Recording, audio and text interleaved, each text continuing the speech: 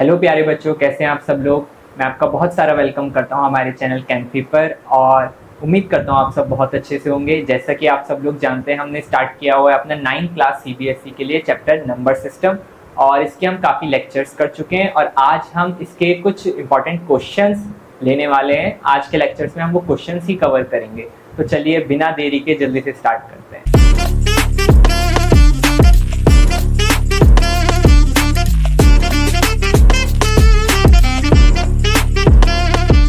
तो आज का हमारा पहला क्वेश्चन है represent root 2 on the number line. देखिए, इससे पहले लेक्चर्स में मैंने आपको सिखाया हुआ है कि हम किस तरह से इर्रेशनल नंबर्स को नंबर लाइन पे रिप्रेजेंट करते हैं और हमारा जो 2 है वो भी एक क्या है, इर्रेशनल नंबर है। तो आज हम इसको दोबारा से सीखते हैं कि किस तरह से हम दोबारा से रूट 2 को नंबर लाइन पे रिप्रेजेंट कर सकते हैं। मैंने आपको बताया जब भी हम इर्रेशनल नंबर्स नंबर लाइन पे रिप्रेजेंट करते हैं तो हमें क्या पता होना चाहिए, हमें पता होना चाहिए पाइथागोरस थ्योरम। और हम जानते हैं कि पाइथागोरस थ्योरम क्या होती है, हाइपोटेन्यूज का square is equals to perpendicular का स्क्वायर प्लस बेस का स्क्वायर। ये सब हम अच्छे से जानते हैं ना, बिल्कुल जानते हैं। या आप इसको और कैसे लिख सकते हैं, ये दोनों टर्म आप पलट कर भी लिख सकते हैं, हाइपोटेन्यूज का स्क्वायर इक्वल्स टू बेस का स्क्वायर प्लस परपेंडिकुलर का स्क्वायर। बिल्कुल। अब जिस नंबर को हमें रिप्रेजेंट करना है नंबर लाइन पे उसको हम किसके इक्वल मानते हैं, हाइपोटेन्यूज के इक्वल मानते हैं। तो मैंने हाइपोटेन्यूज को लेट कर लिया है रूट 2, क्योंकि मैं रिप्रेजेंट करने वाला हूँ नंबर लाइन पे किसको, रूट 2 को। तो हाइपोटेन्यूज को मैंने इक्वल माना है रूट 2 के।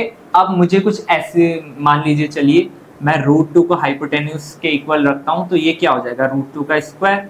बिल्कुल। अब अगर मैं इस चीज को सॉल्व करूँ तो ये मुझे क्या देगा, ये मुझे देगा 2।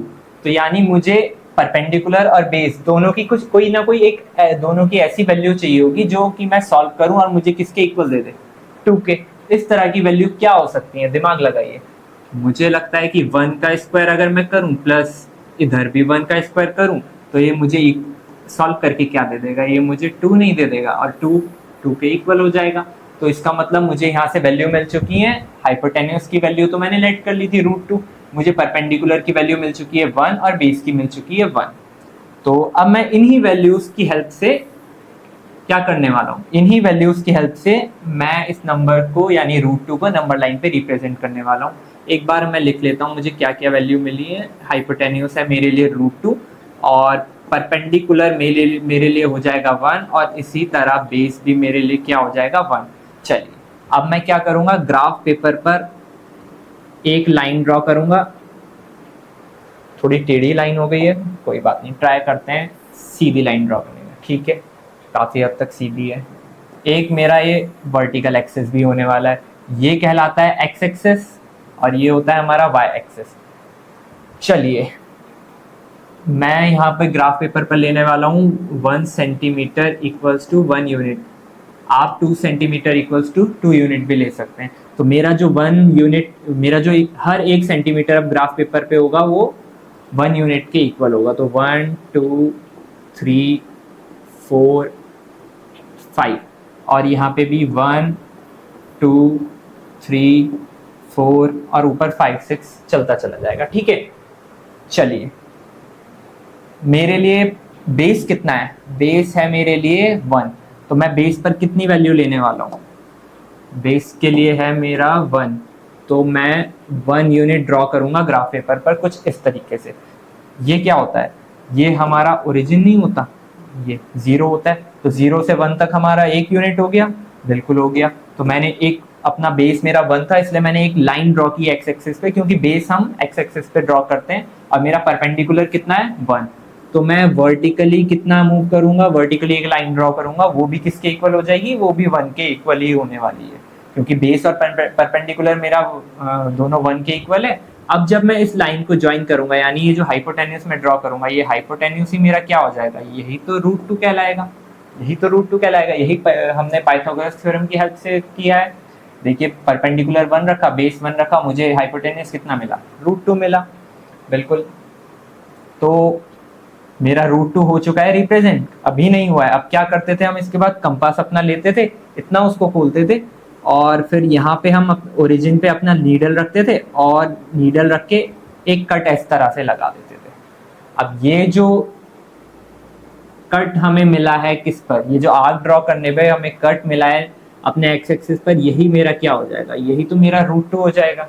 बिल्कुल, तो हमने सक्सेसफुली √2 को रिप्रेजेंट कर लिया है। अब हम नेक्स्ट क्वेश्चन की तरफ बढ़ते हैं। नेक्स्ट क्वेश्चन मेरा क्या होने वाला है, नेक्स्ट क्वेश्चन होने वाला है represent √5 on the number line.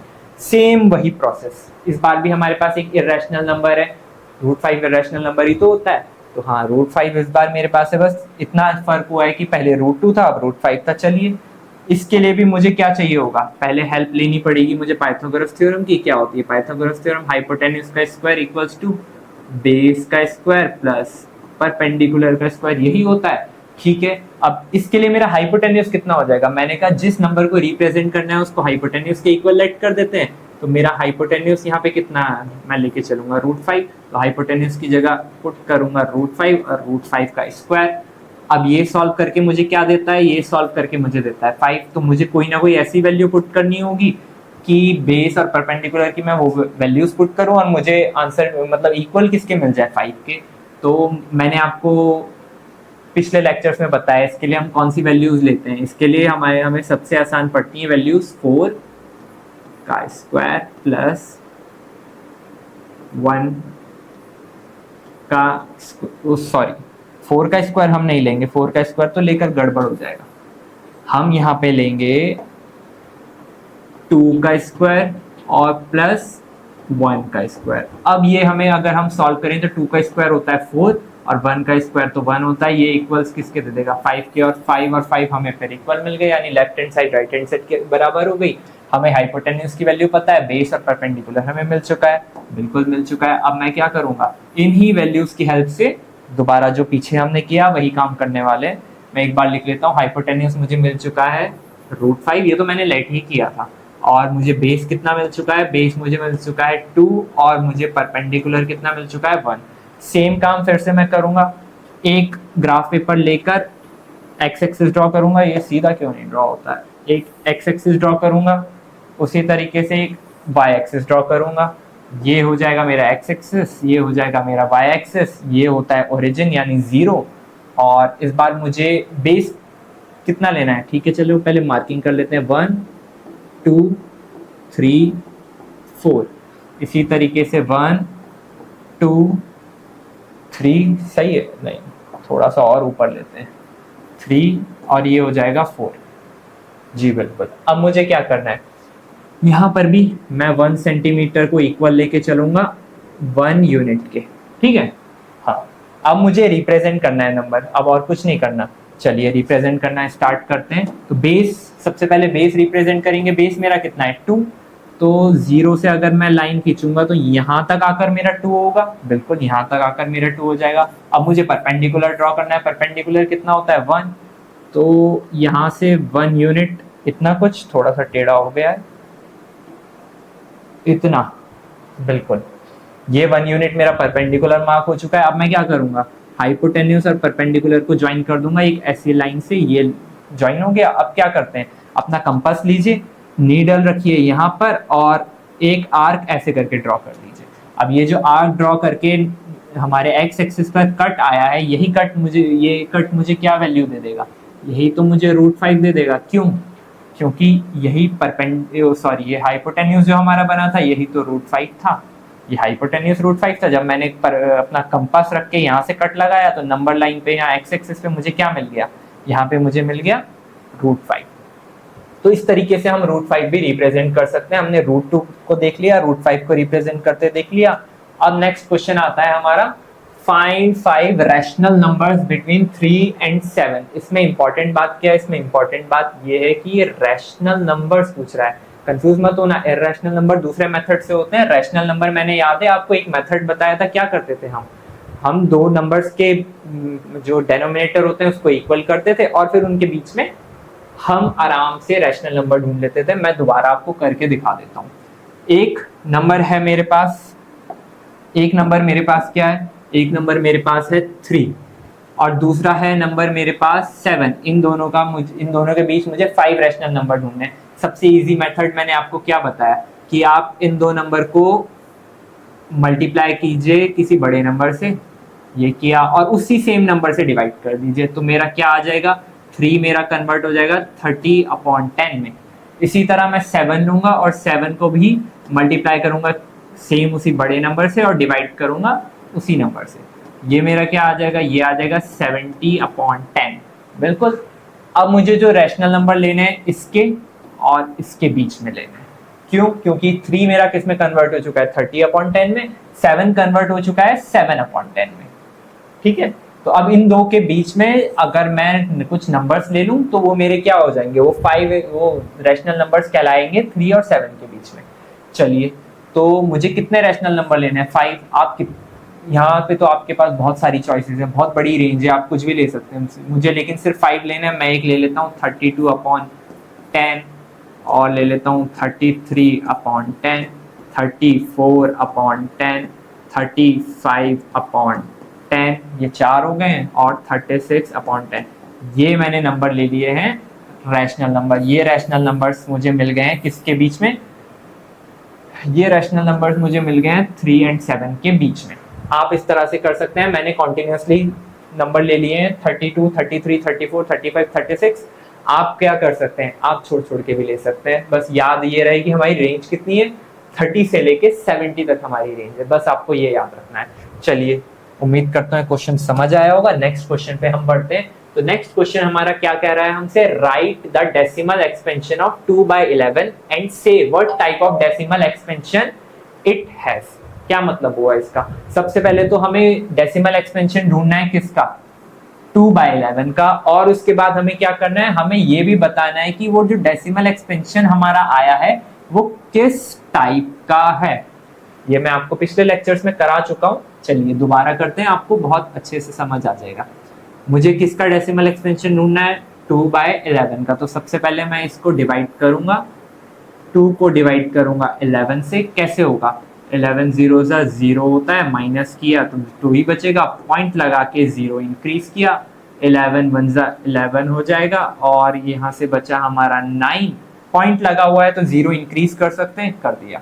11 8 88, ये मैं कर सकता हूँ, माइनस किया, मेरा बचा 2, पॉइंट लगा हुआ है, 0 इंक्रीज किया, 11 1 11 हो जाएगा, सॉरी 11 होगा ना, 11 1 11 हो जाएगा, माइनस किया, बचा 9, पॉइंट लगा हुआ है, 0 इंक्रीज कर सकते हैं, फिर से 11 8 88 होगा, माइनस किया, बचा 2, पॉइंट लगा हुआ है, 0 इंक्रीज किया। अब आप एक चीज नोट कीजिए, ये 20 था, ये 20 था, ये 20, बार बार वही सेम पैटर्न बने जा रहा है, 20 11 90 88, 20 11 90 88, फिर से वही बन जाएगा 20 11 90 88।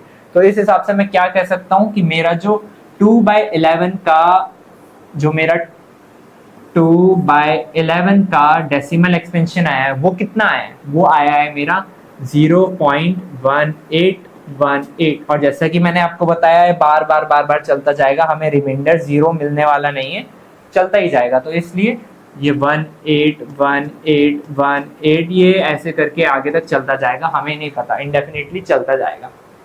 ये रिपीटिंग वाली चीज मैं कैसे लिख सकता हूँ, मैं 2/11 का डेसिमल एक्सपेंशन कुछ ऐसे नहीं लिख सकता 0.18 के ऊपर बार। सर ये कैसे, मैंने आपको पिछले लेक्चर्स में बताया, जो नंबर रिपीट होते हैं उसके ऊपर हम क्या लगा सकते हैं, बार। तो ये तो हो गया मेरा डेसिमल एक्सपेंशन 2/11 का। और दूसरी मुझे क्या चीज बतानी थी, मुझे बताना है कि उसका टाइप कौन सा है। जो डेसिमल एक्सपेंशन हमने किया है इसका टाइप कौन सा है, जरा ध्यान दीजिए। क्या ये जो डेसिमल एक्सपेंशन हमने किया है इसका रिमाइंडर कहीं 0 आया, नहीं, रिमाइंडर 0 नहीं आया, यानी ये नॉन टर्मिनेटिंग है। क्या है ये एक नॉन टर्मिनेटिंग डेसिमल एक्सपेंशन है, नॉन टर्मिनेटिंग, टर्मिनेट नहीं हुआ तो इसलिए नॉन टर्मिनेटिंग है, खत्म नहीं हुआ ना, 0 रिमाइंडर नहीं आया। और दूसरी चीज, ये बार बार रिपीट होता जा रहा है, बार बार रिपीट हो रहा है, तभी तो बार आया इसके ऊपर। रिपीट होने वाले डेसिमल एक्सपेंशन को हम क्या कहते हैं, नॉन टर्मिनेटिंग के साथ साथ ये क्या हो जाएगा, रिकरिंग। तो हमने डेसिमल एक्सपेंशन फाइंड कर दिया, हमने क्या किया, हमने उसके साथ में उसका टाइप भी बता दिया। यही तो क्वेश्चन ने पूछा था, बस इतना पूछा था। नेक्स्ट क्वेश्चन पे हम बढ़ते हैं। नेक्स्ट क्वेश्चन हमसे कह रहा है, show that 3.142678 is a rational number. अच्छा, हमें शो करना है कि ये वाला जो नंबर है ना, ये एक रैशनल नंबर है।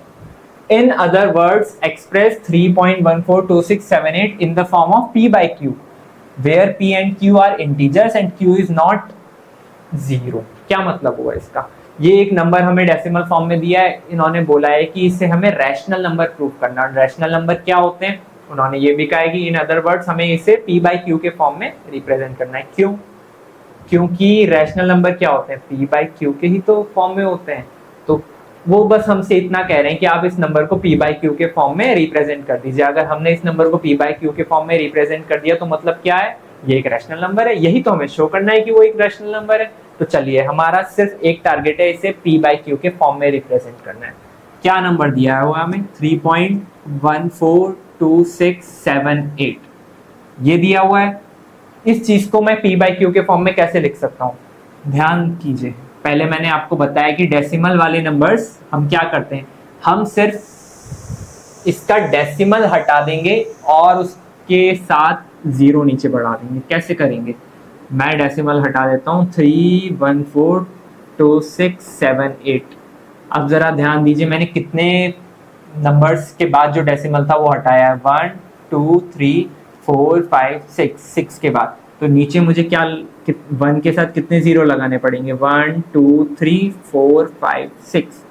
तो ये मेरा फ्रैक्शन की फॉर्म में बन गया है। यही तो मेरी p by q की फॉर्म होती है, और p by q की फॉर्म को ही हम क्या बोलते हैं? यही तो रैशनल नंबर कहलाते हैं। कहलाते हैं नहीं, यही तो रैशनल नंबर कहलाते हैं। तो मैंने इसको किस में रिप्रेजेंट करके दिखा दिया? p by q की फॉर्म में। और जब मैंने रिप्रेजेंट कर दिया तो मैं क्या कह सकता हूँ कि ये एक रैशनल नंबर है। यही तो हमें शो करना था कि ये एक रैशनल नंबर है। खत्म। इतना छोटा सा क्वेश्चन था ये। चलिए नेक्स्ट क्वेश्चन पे हम बढ़ते हैं। हाँ, अब आया है थोड़ा सा अच्छा क्वेश्चन। शो डेट 0.333333 चलता जाएगा, can be expressed in the p by q form. अच्छा, अब इन्होंने हमसे क्या पूछा कि ये वाला नंबर है, अब इसको p by q की फॉर्म में रिप्रेजेंट करके दिखाओ। कैसे रिप्रेजेंट करके दिखाएंगे इसके p by q की फॉर्म में? हाँ, इसका एक मेथड होता है। p by q की फॉर्म में रिप्रेजेंट करना है मतलब रैशनल नंबर ही बताना है। चलिए, इसका एक मेथड होता है, मैं आपको बताता हूँ।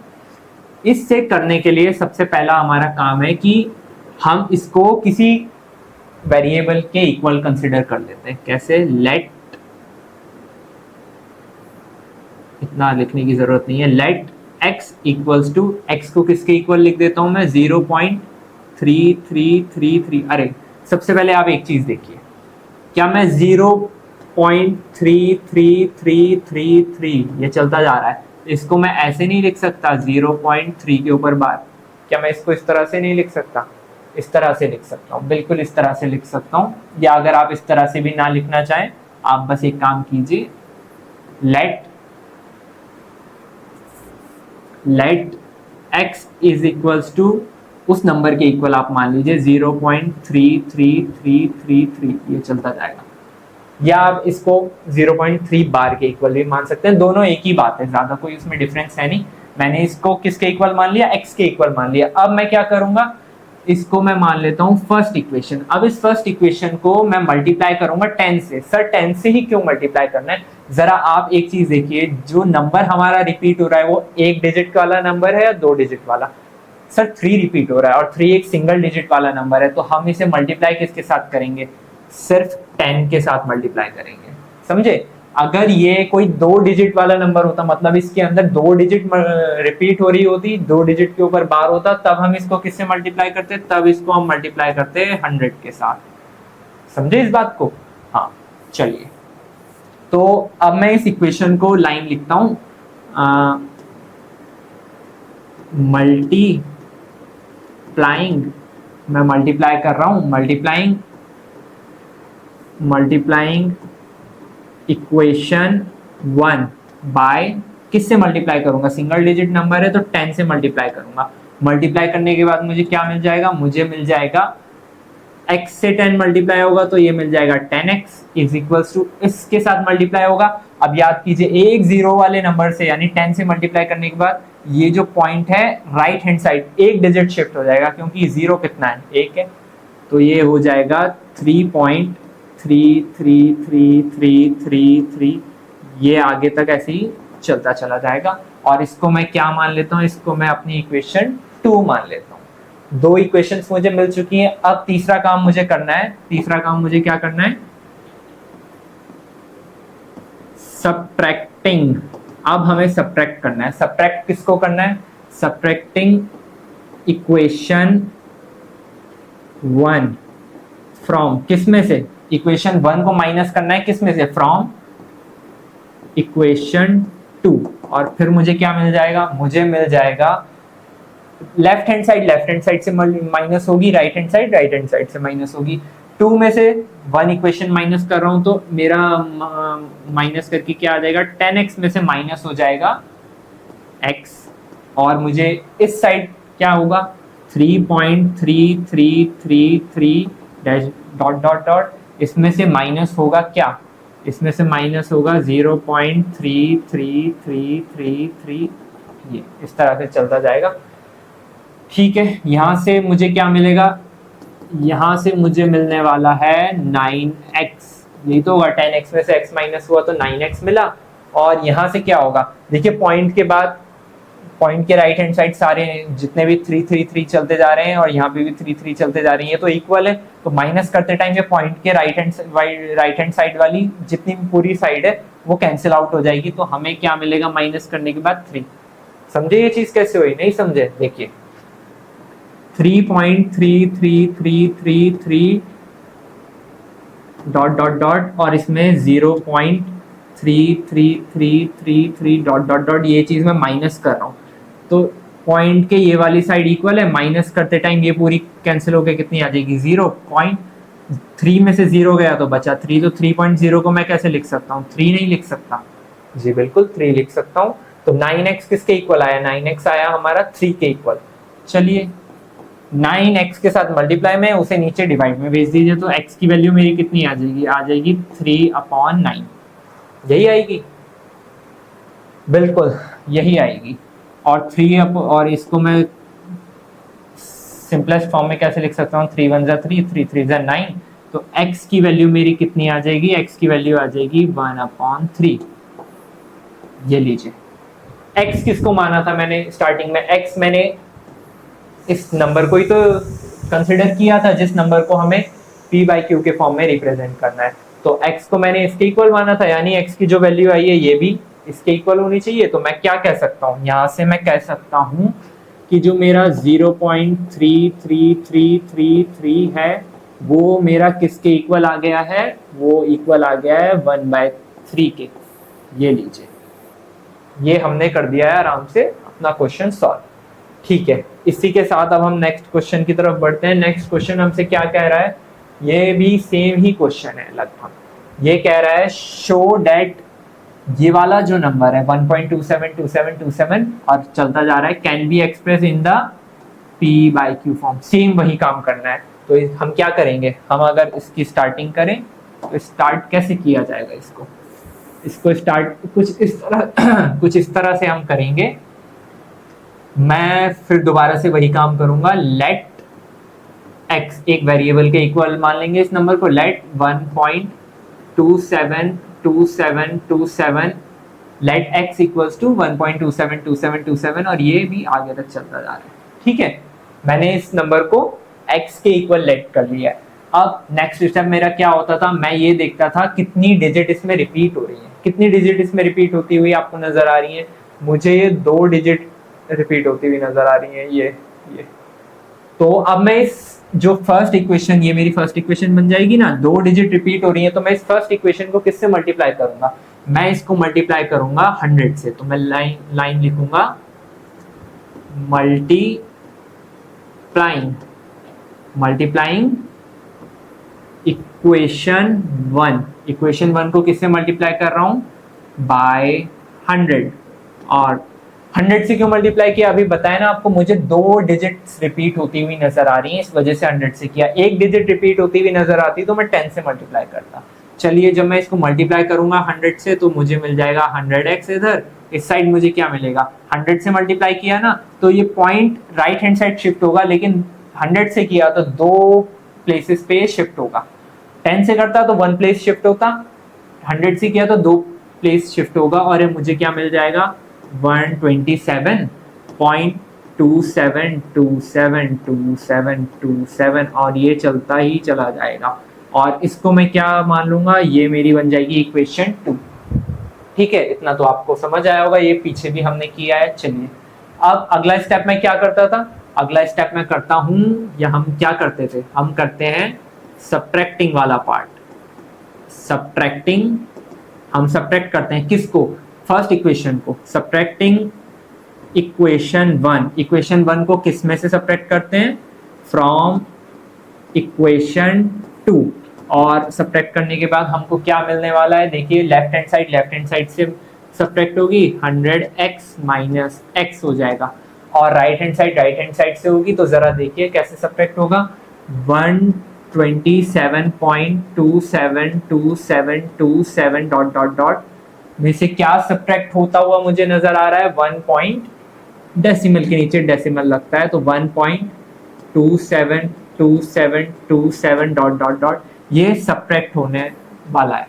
तो जरा देखिए डेसिमल के बाद ये जो पूरी चीज है ये दोनों में इक्वल नहीं है, ये दोनों में इक्वल है, तो ये इक्वल है, माइनस होके क्या हो जाएगा 0, डेसिमल के नीचे डेसिमल, 127 में से 1 माइनस होगा, कितना बचेगा, 126 नहीं बचेगा, तो 126.0 को मैं कैसे लिख सकता हूँ, मैं लिख सकता हूँ 126 बचा है, बिल्कुल। तो इन दोनों राइट हैंड साइड्स में दोनों इक्वेशन को हमने माइनस किया, तो मुझे क्या मिलेगा, मुझे मिलेगा 126, यही तो मिलेगा, वहां से आया 126। ठीक है, अब इसे सॉल्व करते हैं। इसे जब मैं सॉल्व करूंगा तो क्या होने वाला है, 100x में से x माइनस हो जाएगा, ये बचेगा 99x, ये बचेगा 99x, और यहाँ अरे इरेजर क्यों चला, 99x और यहाँ बचेगा 126। अब 99x के साथ मल्टीप्लाई में है, वहां जाके क्या हो जाएगा, ये हो जाएगा x इज इक्वल्स टू 126/99। क्या मैं इसे कैंसिल कर सकता हूँ, शायद मैं 3 से इसे कैंसिल कर सकता हूँ, 3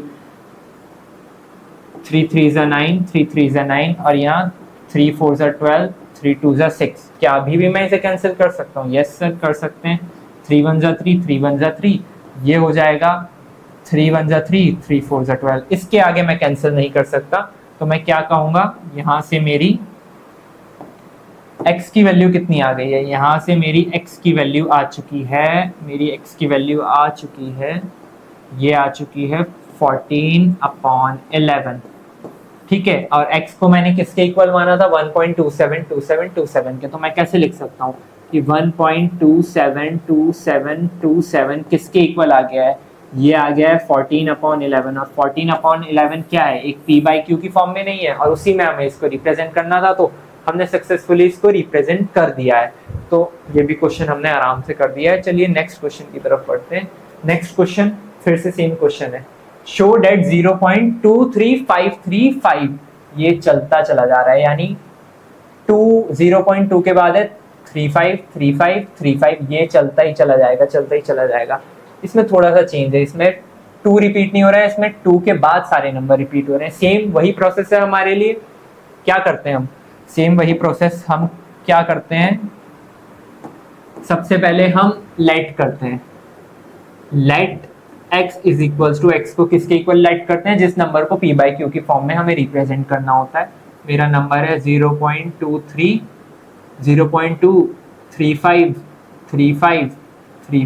डॉट डॉट डॉट, और इसको मैं क्या मान लेता हूँ, इसको मैं मान लेता हूँ फर्स्ट इक्वेशन। ठीक है, इसके बाद क्या करते हैं सर, इसके बाद हम चेक करते हैं कि जो हमारी रिपीटिंग वाले नंबर है, यानी रिपीटिंग वाला जो नंबर है 353535, यहाँ पे वही है, तो कितने डिजिट का वो नंबर है, हम ये चेक करते हैं। कितने डिजिट का आपको नंबर दिख रहा है, मुझे तो 2 डिजिट का दिख रहा है, ये देखिए, ये 35, ये 35, ये 35, यही तो रिपीट हो रहा है, 2 डिजिट वाला नंबर रिपीट हो रहा है। तो इस इक्वेशन को हम किससे मल्टीप्लाई करेंगे, 100 से, क्योंकि 2 डिजिट वाला नंबर रिपीट हो रहा है।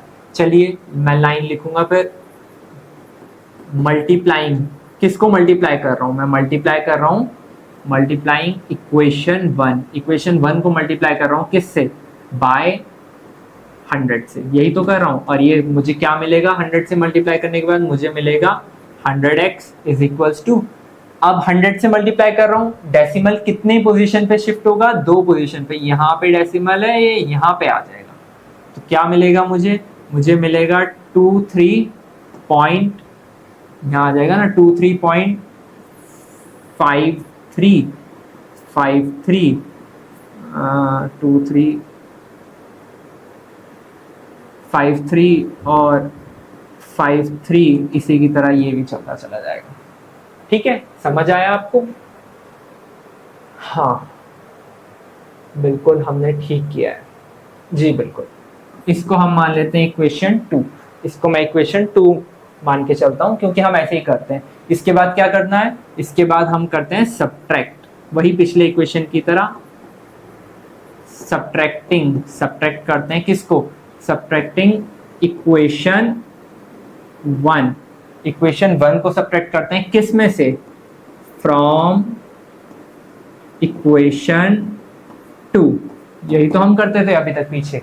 हाँ, तो 2 में से 1 को सब्ट्रैक्ट करना है, तो मैं लेफ्ट हैंड साइड को करूंगा सब्ट्रैक्ट। 100x में से क्या माइनस होगा, x माइनस होगा, और राइट हैंड साइड में 23.5353 डॉट डॉट डॉट में से क्या माइनस होगा, 0.2 0.23535 डॉट डॉट डॉट, ये माइनस होगा ना, बिल्कुल ये माइनस होगा। चलिए रफली करके देखते हैं माइनस। यहां से पहले बताइए क्या माइनस हो, क्या आएगा, यहां से मेरा आएगा वही सेम 99x, यहां से क्या होगा 23.5353 डॉट डॉट डॉट में से माइनस हो रहा है, पॉइंट के नीचे पॉइंट लगाएंगे और यहाँ हो जाएगा 0 और यहाँ हो जाएगा 2, 3.53535 इसी तरह से। अब जरा एक चीज गौर करने वाली ये है कि इसके बाद वाले जब हम माइनस करेंगे, ये तो इक्वल है ना, इसके बाद वाली सारी डिजिट्स इक्वल है, ये 3535 आगे 353535 चलता चला जाएगा, ये दोनों इक्वल हैं, तो ये दोनों तो इक्वल होके क्या दे देंगी, 0 दे देंगी, 0 0 0 0 0 0 ऐसे करके 0 देती, कंप्लीट 0 दे देगी। 5 में से 2 माइनस होगा तो क्या देगा ये 3, पॉइंट के नीचे पॉइंट आएगा, और 23 में से 0 जाएगा तो कितना बचेगा, 23 बचेगा। तो मैं कह सकता हूं कि मुझे माइनस करके क्या मिलेगा, 23.3 यही मिलेगा ना।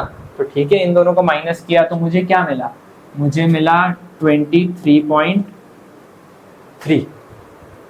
क्या सही किया है मैंने, हाँ जी बिल्कुल ठीक किया है, 23.3 मुझे मिला। इसके बाद मैं क्या करूंगा, इसके बाद मैं लिखूंगा x के साथ 99 मल्टीप्लाई में उधर जाके हो जाएगा डिवाइड, तो x मेरा किसके इक्वल आ जाएगा, ये आ जाएगा 23.3 को डिवाइड करना है 99 से, यही तो है। इसको मैं और कैसे लिख सकता हूँ, ऊपर से डेसिमल हटाऊंगा, नीचे एक 0 इंक्रीज होगा, तो ये x मेरा किसके इक्वल आ जाएगा, ये आ जाएगा 233/990, और इसको कैंसिल करने की जरूरत नहीं है, यही हमारा आंसर है। देखिए x की वैल्यू आ चुकी है, और स्टार्टिंग में x को मैंने किसके इक्वल माना था, x को मैंने माना था, x मेरा किसके इक्वल्स था, x था 0.2353535 के, और इसके बाद मुझे किसके इक्वल मिल गया, इसके बाद मुझे मिल गया इक्वल, ये मुझे इक्वल मिल गया इसके बाद 233/990 के। तो मैंने कहा ये जो नंबर हमें दिया गया था इसको हमने इस फॉर्म में कर दिया, यही तो हमारी p/q की फॉर्म है, यही है ना हमारी p/q की फॉर्म, बिल्कुल। तो ये क्वेश्चन भी हमने सॉल्व कर दिया है। चलिए अब हम आते हैं अपने नेक्स्ट क्वेश्चन पे। नेक्स्ट क्वेश्चन क्या है, find N irrational number between 1/7 and 2/7। ये काम करने के लिए इर्रेशनल नंबर ढूंढना है। इर्रेशनल नंबर ढूंढने के लिए मैंने आपको बताया हुआ है हमें क्या करना है, इनका डेसिमल एक्सपेंशन फाइंड करना है। एक बार मुझे इसका डेसिमल एक्सपेंशन मिल गया, फिर मैं इर्रेशनल नंबर बहुत आराम से फाइंड कर सकता हूँ। तो पहले हम इनका डेसिमल एक्सपेंशन देखते हैं। मुझे 1/7 का चाहिए डेसिमल एक्सपेंशन, दिख रहा है यहाँ से, हाँ दिख रहा है, 1/7 का डेसिमल एक्सपेंशन चाहिए। ये कितना होगा सर, डिवाइड करके देखिए कितना होगा।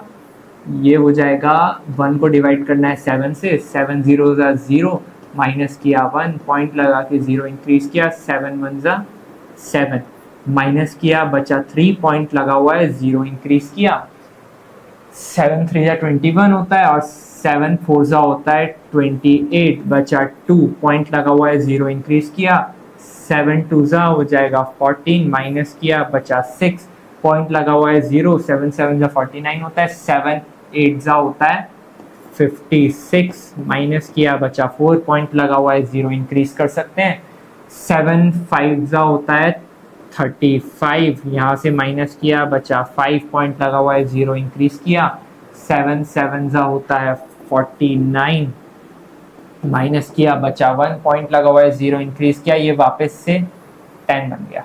अब ये 10 बन गया, अब ये 10 क्या करेगा, ये वापस से सारी चीजें रिपीट करेगा। तो मैं क्या कह सकता हूँ, ये सारा हमारा क्वेश्चन भी रिपीट होगा 1 4 2 8 5 7, ये ऐसे करके रिपीट होता चला जाएगा।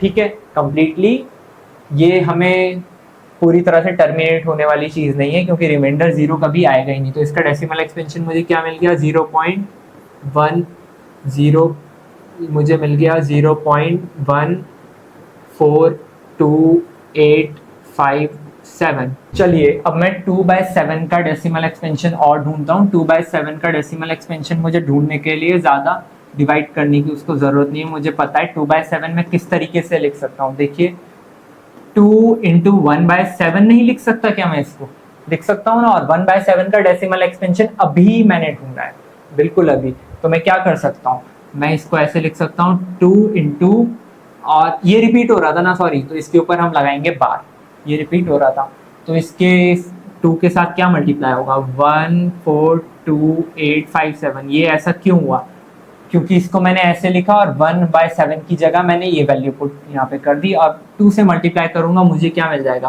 2/7 का डेसिमल एक्सपेंशन कीजिए। 2 7 जा होता है 14, 1 कैरी जाएगा, 2 5 जा 10 और 1 11, 2 8 जा 16 और 1 17, ये गया। 2 2 जा 4 और 1 5, 2 4 जा 8, 2 1 जा 2 और 0.2 तो है ही आगे। तो मुझे क्या मिल गया, मुझे इसी तरह से 2/7 का डेसिमल एक्सपेंशन मिल गया 0.285714 मिल गया। बिल्कुल, ये अब हमारे काम का नहीं है, इसको हटा देते हैं। 2 मुझे डेसिमल एक्सपेंशन दोनों नंबर के मिल चुके हैं। अब मैंने आपको बताया क्या इर्रेशनल नंबर इस फॉर्मेट में नहीं होते, 0.101 001 0001 00001 चलते चले जाते हैं। इस टाइप का एक मैंने बताया ना आपको, इस टाइप में भी इर्रेशनल नंबर्स हमारे पास होते हैं, बिल्कुल होते हैं। अब हमें कुछ नहीं करना, ये 2 डिजिट हमें पकड़ के चलनी है। अब आप देखिए 14 और 28 हमें मिल चुका है। इन 14 और 28 के बीच में आपको आराम से कोई भी decimal expansion, sorry decimal expansion कह रहा हूँ, इन दोनों के बीच में आप कोई भी नंबर लीजिए और उसको इस फॉर्मेट में लिखिए और आपको क्या मिल जाएगा, आपको मिल जाएगा इर्रेशनल नंबर इन दोनों नंबर्स के बीच में। क्या क्या नंबर आएंगे 14 और 28 के बीच में, 15 से लेकर ये आएगा आपका 27 तक। 15 से लेकर 27 तक आप कोई भी नंबर ले लीजिए, इस फॉर्मेट में लिख दीजिए, आपको मिल जाएगा उसका डेसिमल एक्सपेंशन। चलिए मैं लिखता हूं, क्या मैं ले लेता हूं, एक काम करता हूं, एक ही ढूंढना है ना हमें, तो मैं एक ही ले लेता हूं। इसके बीच में मैं ले लेता हूं 17 और मैं इसको लिख देता हूं 0.170 1700 1700 017000017, इसी तरह से आगे चलता चला जाएगा। तो मुझे क्या मिला, मुझे एक इर्रेशनल नंबर मिल चुका है, किसके बीच में, 1/7 और 2/7 के बीच में। आसान है ना, ज्यादा मुश्किल नहीं है, बिल्कुल आसान है। देखिए बहुत आसान था। चलिए अब हम क्या करते हैं, अब हम अगले क्वेश्चन पे चलते हैं। क्या ये क्वेश्चन रिपीट हुआ है, वो क्वेश्चन रिपीट हुआ था। तो चलिए हमने अब तक के अपने सारे क्वेश्चन, जो भी इंपॉर्टेंट क्वेश्चंस थे, हमने पिक कर लिए। नेक्स्ट लेक्चर में कुछ और इंपॉर्टेंट क्वेश्चंस मैं आपके लिए लेके आने वाला हूं और फिर उन क्वेश्चंस को हम साथ में मिलकर सॉल्व करेंगे। तब तक के लिए आप लोग अपना ख्याल रखिएगा और मिलते हैं नेक्स्ट लेक्चर में। Thank you so much.